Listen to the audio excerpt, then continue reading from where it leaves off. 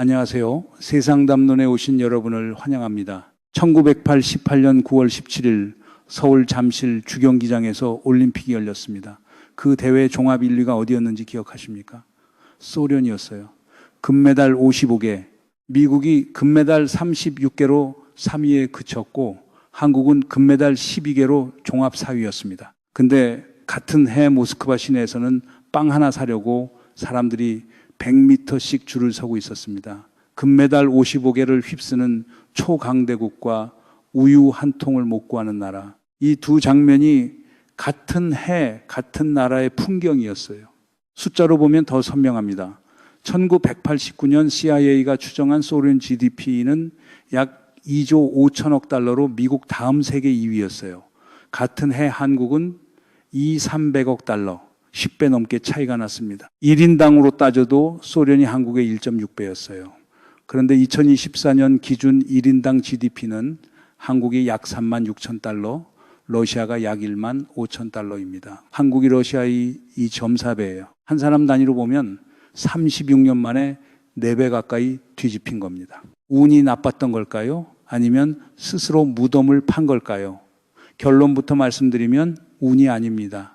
그리고 이 붕괴는 1991년에 시작된 것도 아니에요. 그보다 12년 전 1979년 12월 어느 회의실의 종이 한 장에서 시작됐습니다.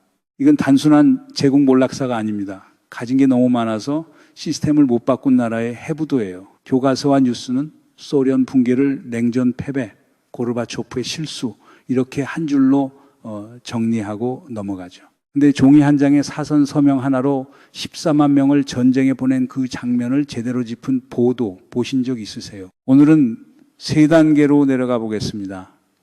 표면에서는 1979년부터 1999년까지 이어진 4번의 자멸적 선택을 하나씩 펼치고요. 그 아래에서는 왜 초강대국이 끝까지 자기를 못 바꿨는지 그 동기를 들여다봅니다. 마지막엔 2025년에 러시아가 같은 패턴을 5번째로 반복하고 있다는 것, 그리고 그 거울에 비친 한국 이야기까지 가보겠습니다. 첫 번째 자멸, 1979년 12월에 아프가니스탄 침공입니다. 1979년 12월 12일 모스크바 크렘린 정치국 회의실, 책상에 앉은 사람들의 평균 나이가 거의 70세였습니다. 명목상 최고 지도자였던 브레즈네프는 그때 72세였는데 이미 알코올과 진정제에 의존해서 정상적인 외교 판단을 거의 못하는 상태였어요. 브레즈네프 전기를 쓴 역사가 수잔네 샤텐베르크는 그가 더 이상 외교의 결정자가 아니었고 정치국이 그를 이끌었다고 기록했습니다. 실제 결정은 3사람이 했어요. KGB 의장 안드로포프 65세, 국방장관 우스티노프 71세, 외무장관 그로미코 70세, 나라의 운명을 정하는 회의실이 아니라 사실상 경로당이었습니다. 그날 책상 위에 결의문 한 장이 올라옵니다. 제목이 기묘하게도 상황 A에 관하여였어요. A는 물론 아프가니스탄이고요. 타이피스트도 못 보게 하려고 체르넨코가 직접 손으로 적었습니다. 정치국권들은 그 종이에 사선으로 서명만 했어요. 토론은 없었습니다. 그리고 그날 출병에 가장 강하게 반대했던 코시긴 총리는 마침 병원에 입원해 있었어요. 14만 5천 명을 외국 전쟁에 보내는 결정이 그렇게 끝났습니다. 아니 이게 말이 됩니까? 12월 25일 소련 제40군이 카불로 진군합니다. 며칠이면 정리될 거라고 봤어요. 결과는 10년이었습니다. 세계 2위 군사 강국이 산악 게릴라에게 10년을 끌려다녔어요. 공식 발표 전사자는 1만 5천 명.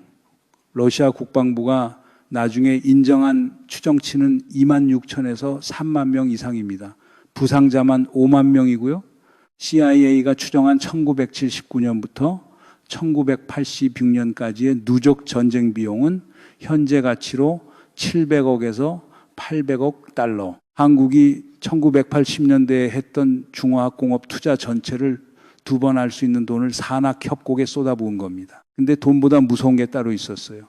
10년 동안 매년 어머니들이 관에 든 아들을 받았습니다. 소련 안에서 처음으로 정부에 대한 공개적인 불신이 퍼져요. 정부가 우리를 거짓말로 사지에 보냈다는 감정이요. 이 감정이 12년 뒤 1991년 8월 쿠데타가 무너지는 가장 깊은 도화선이 됩니다. 같은 1979년 12월 한국도 격동기였습니다. 10월 26일 박정희 대통령이 시해되고 12월 12일엔 신군부 쿠데타가 있었죠. 같은 달에 같은 격동을 겪고 두 나라는 정반대 길을 갑니다. 한국은 폭력적인 과정이었을지 언정 안에서 시스템을 갈아엎는 길로 들어섰어요. 1980년 광주, 1987년 6월 항쟁, 그 진통을 다 거치면서요. 소련은 안을 바꾸는 대신 밖으로 침공으로 도망갔습니다. 한국은 안을 갈았고 소련은 밖을 친 거예요. 그 한 달의 갈림길이 30년의 운명을 갈랐습니다. 1989년 2월 15일 우즈베키스탄 국경 다리 위에서 마지막 소련군 지휘관 그로모프 중장이 걸어서 다리를 건넙니다. 다리 끝에서 뒤를 한번 돌아보고 말해요. 내 뒤에 단 한 명의 소련 병사도 남아있지 않다. 같은 시각 서울에서는 노태우 정부가 북방 외교에 판을 펴고 있었습니다. 두 번째 자멸은 군대도 사람도 아닌 숫자 하나로 들어옵니다. 1985년의 육아 폭락입니다. 1985년 9월 13일 사우디 석유 장관 야마니가 선언합니다.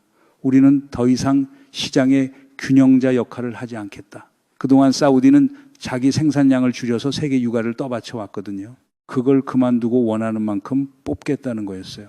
이후 6개월 동안 사우디는 하루 생산량을 200만 배럴에서 500만 배럴까지 끌어올립니다. 시장에 석유가 쏟아졌고 1985년 가을 배럴 땅이 17달러였던 유가가 1986년 봄 10달러 밑으로 떨어집니다. 6개월 만에 3분의 1 토막이 난 거예요. 다른 나라들은 그냥 좋은 뉴스였습니다. 소련은 사형 선고였어요. 그때 소련 외화 수입의 60%가 석유와 천연가스에서 나오고 있었거든요. 1986년 한 해에만 소련은 외화 수입 약 200억 달러를 잃습니다. 그의 국가 수입 전체의 7.5% 규모예요. 학교와 병원과 연금을 돌리던 돈이자 식량을 수입해오던 돈이었습니다. 그 돈이 사라지니까 식량 수입이 막혀요. 모스크바의 빵 줄이 100m씩 늘어선 게 이때부터입니다. 일친 시대 초기에 경제부총리를 지낸 가이다르는 회고록 제국의 붕괴에서 1985년 가을을 소비에트 사회주의의 사망진단서라고 불렀어요. 근데 진짜 봐야 할 건 그 전 20년이에요. 1973년 오일 쇼크로 유가가 폭등하면서 소련은 가만히 앉아서 외화가 들어오는 경험을 합니다. 시베리아의 구멍만 뚫으면 석유가 나오고 그게 외화가 되고 그 외화로 곡물을 사오면 됐어요. 농업을 개혁할 필요도 제조업을 키울 필요도 없어진 겁니다. 황금알을 낳는 거위를 끌어안고 20년을 보낸 거예요. 너무 부유해서 못 바꾼 겁니다. 여기까지 들으면 결론이 나온 것 같죠. 결국 자원의 저주였구나. 여기서 끝내고 싶은데 사실 진짜 문제는 지금부터입니다. 같은 1986년 같은 유가 폭락을 한국도 정면으로 맞았거든요. 한국은 원유를 100% 수입하는 나라입니다. 유가가 3분의 1로 떨어지자 비용이 한 해 수십억 달러씩 절감됐어요. 거기에 미국 금리가 내려가고 달러가 약해지면서 엔화가 강해집니다. 저유가 저금리 저달러 우리가 배운 3조 호황이 이때 시작돼요.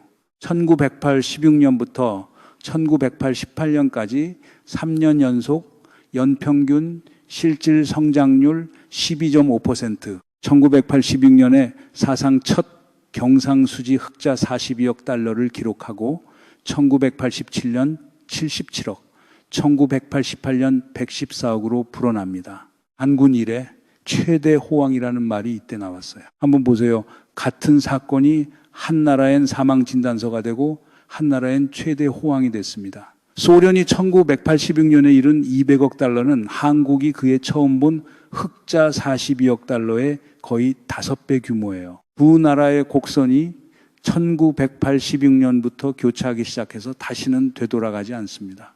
경제학자들은 이걸 자원의 저주라는 멋진 용어로 정리하고 끝내요. 근데 같은 폭락이 왜 한쪽엔 저주가 되고 한쪽엔 축복이 됐는지를 묻는 분석은 거의 없습니다. 답은 자원이 아니라 시스템에 있었어요. 그럼 이런 질문이 남죠. 소련이 마침내 시스템을 고치겠다고 나섰을 때 왜 그 개혁이 나라를 더 빨리 무너뜨렸을까요? 문제는 여기서부터입니다. 세 번째 자멸, 페레스트로이카와 글라스노스트라는 어설픈 개혁이에요. 1985년 3월 11일 54세의 고르바초프가 서기장이 됩니다. 평균 연령 70세의 정치국에서 54세면 거의 청년이었어요. 실제로 그는 1985년 5월 레닌그라드 연설에서 처음으로 공개적으로 말합니다. 우리 경제 성장이 둔화됐고 생활 수준이 다른 나라들에 못 미친다. 70년 동안 공산당 서기장 입에서 나온 적 없는 말이었어요. 그리고 두 가지를 시작합니다. 재건이라는 뜻의 페레스트로이카, 개방이라는 뜻의 글라스노스트. 근데 설계에 치명적인 결함이 있었습니다. 가격은 통제하면서 생산과 임금은 자유화한 거예요. 빵값은 정부가 묶어놓고 빵 공장은 임금을 마음대로 올릴 수 있게 해줬습니다. 결과가 어떻게 됐을까요? 공장들이 임금을 올리니까 사람들 손에 돈은 갑자기 많아졌는데 가격이 묶여 있으니 물건이 늘어날 이유가 없었어요. 돈은 많은데 살 물건이 없는 상태. 빵이 사라지고 고기가 사라지고 약이 사라졌습니다. 1990년부터 1991년 사이 소매 물가는 140% 뛰었고 1991년 한 해에 GDP가 17% 줄어요. 평시에 한 해 17%면 2024년 한국으로 치면 광주와 부산의 GDP를 합친 것보다 큰 덩어리가 1년 만에 증발하는 규모입니다. 이때 이미 판이 깨진 거예요. 여기서 묘한 아이러니가 겹칩니다. 글라스노스트로 정보가 열리니까 사람들이 처음으로 진실을 봐요. 아프간 전쟁의 실제 사상자, 체르노빌 사고의 진짜 규모, 스탈린 시대 학살, 70년치 거짓말이 한꺼번에 드러난 겁니다. 서기장이 자기 손으로 정보를 열었더니 그 정보를 본 국민이 공산당을 무너뜨리겠다고 거리로 나선 거예요. 자기 손으로 자기 무덤을 판 그림이죠. 1991년 8월 그 무덤이 결정적으로 열립니다. 8월 18일 고르바초프는 크림반도 프로스 별장에서 휴가 중이었어요. KGB 의장 크루치코프 쪽 보수파가 보낸 대표단이 별장에 도착해서 요구합니다. 비상사태를 선포하고 물러나라. 고르바초프가 거부하자 별장의 전화선을 전부 끊고 가족과 함께 사실상 감금해요. 그러자 고르바초프가 경호원들과 부품을 모아 단파 라디오를 만들어서 BBC를 듣습니다. 자기 나라에서 자기에게 벌어지는 일을 영국 방송으로 듣는 서기장이었어요. 본인 회고록에 그대로 나오는 장면입니다. 같은 시각 모스크바에서는 러시아 공화국 대통령 옐친이 의사당 앞 T-72 탱크 위에 올라가 외칩니다. 이 쿠데타는 헌법 위반이다. 시민 수만 명이 의사당을 인간띠로 둘러쌌고 8월 22일 쿠데타는 실패합니다. 근데 쿠데타가 실패했는데도 고르바초프의 권위는 돌아오지 않았어요. 헌정 질서를 지킨 사람이 본인이 아니라 옐친이었기 때문입니다. 권력의 무게중심이 크렘린에서 러시아 의사당으로 넘어가요. 그리고 1991년 12월 25일 저녁 크렘린 위에서 70년 동안 휘날리던 붉은 깃발이 내려갑니다. 그날 사임 연설을 하던 고르바초프의 표정엔 분노도 슬픔도 없었어요. 체념이었습니다. 시스템을 고치겠다고 시작한 개혁이 시스템 자체를 해체해버린 결말이에요. 같은 시기 한국은 정반대 방향으로 움직이고 있었어요. 1988년 7점, 7선언으로 북방정책이 공식 출발하고 1989년 헝가리, 폴란드와 수교합니다. 1990년 6월 샌프란시스코에서 노테우와 고르바초프가 첫 정상회담을 하고 그해 9월 30일 한소 수교가 이루어져요. 1991년 4월엔 고르바초프가 제주도까지 와서 한국에 30억 달러 차관 제공에 합의합니다. 모스크바에서 빵 줄이 100m씩 늘어서던 그때 한국이 돈을 빌려주는 쪽이 된 거예요. 그리고 1991년 9월 17일 남북한 UN 동시 가입, 고르바초프 사임, 정확히 99일 전이었습니다. 1989년에 한국의 10배였던 나라가 한국에서 차관을 받고 한국의 UN 가입을 지지하고 99일 뒤에 지도에서 사라졌어요. 소련이 사라지고 러시아가 태어났을 때 사람들은 희망을 가졌습니다. 이제 시장 경제로 다시 일어설 거다. 하버드 경제학자들도 와서 도와줄 거다. 그 희망이 네 번째 자멸의 입구였어요. 1991년부터 1999년까지 충격요법과 융자담보 경매와 디폴트의 8년입니다. 1991년 11월 옐친은 35세의 가이다르에게 사실상 경제 전권을 줍니다. 옆에는 하버드의 제프리 sak스 교수가 자문으로 있었고요. 두 사람의 처방은 한 번에 다 풀자는 거였어요. 가격, 무역, 통화를 한꺼번에 시장에 맡기는 충격요법. 시행일은 1992년 1월 2일이었습니다. 그 한 달 동안에만 물가가 245% 올라요. 한 달 만에 빵값이 3배 반이 된 겁니다. 1992년 한 해 누적 인플레이션은 508%, 1993년에 840%, 1994년에 215%가 이어집니다. 한국의 1997년 IMF 위기 때 인플레이션이 연 6.6%였어요. 1992년 러시아는 그 380배였습니다. 평생 모은 연금이 빵 한 덩이 값도 안 되는 풍경이 4년 내내 이어진 거예요. 정치도 같이 무너집니다. 1993년 9월 옐친이 헌법을 거슬러 의회를 해산하자 의회는 거꾸로 옐친을 탄핵해요. 10월 초 모스크바 시내에서 시가전이 벌어지고 10월 4일 새벽 옐친의 명령으로 T-80 탱크들이 의사당 건물을 정면에서 포격합니다. 공식 사망자만 187명, 비정부 추산으로는 최대 2,000명까지 나와요. 1991년 8월에 탱크 위에 올라가 헌법을 외치던 바로 그 사람이 2년 뒤 같은 건물에 탱크 포탄을 쐈습니다. 2년 만에 자유의 영웅이 자유의 사형 집행인이 된 거예요. 완벽한 자충수였습니다. 1995년 11월엔 결정판이 옵니다. 융자담보 경매라는 제도예요. 발상은 이랬습니다. 1996년 대선에서 이기려면 돈이 필요하다. 공산당이 재집권에도 못 뺏어가게 핵심 산업을 미리 측근 자본가들에게 넘겨놓자. 그렇게 1995년 11월부터 12월까지 단 2달 동안 러시아 최대 자원기업 7곳이 7명의 손에 넘어갑니다. 32세의 호도로콥스키는 석유기업 유코스 지분 78%를 3억 1천만 달러에 가져갔어요. 당시 실제 가치는 50억 달러로 평가됐고 8년 뒤 시가총액은 500억 달러까지 갑니다. 베르조프스키는 30억 달러짜리 석유회사 시브네프트를 약 1억 달러에 가져갔고요. 빌 게이츠는 차고에서 시작해 30년 걸려 회사를 만들었는데 호도로콥스키는 2달 만에 한 나라의 석유를 가져갔습니다. 시스템이 그 정도로 망가져 있었던 거예요. 마지막 일격은 1998년 8월 17일입니다. 러시아 정부가 하루에 3가지를 선언해요. 루블 평가절하, 국내 채권 디폴트, 대외 채무 지불 유예. 한 달도 안 돼. 환율이 달러당 6.1루블에서 21루블로 3배 넘게 폭락합니다. 슈퍼마켓에서는 가격표를 매시간 새로 붙였어요. 러시아는 그해 7월 IMF에서 226억 달러 긴급 차관을 받고도 한 달 만에 손을 든 거였습니다. 4가지 자멸을 다 봤습니다.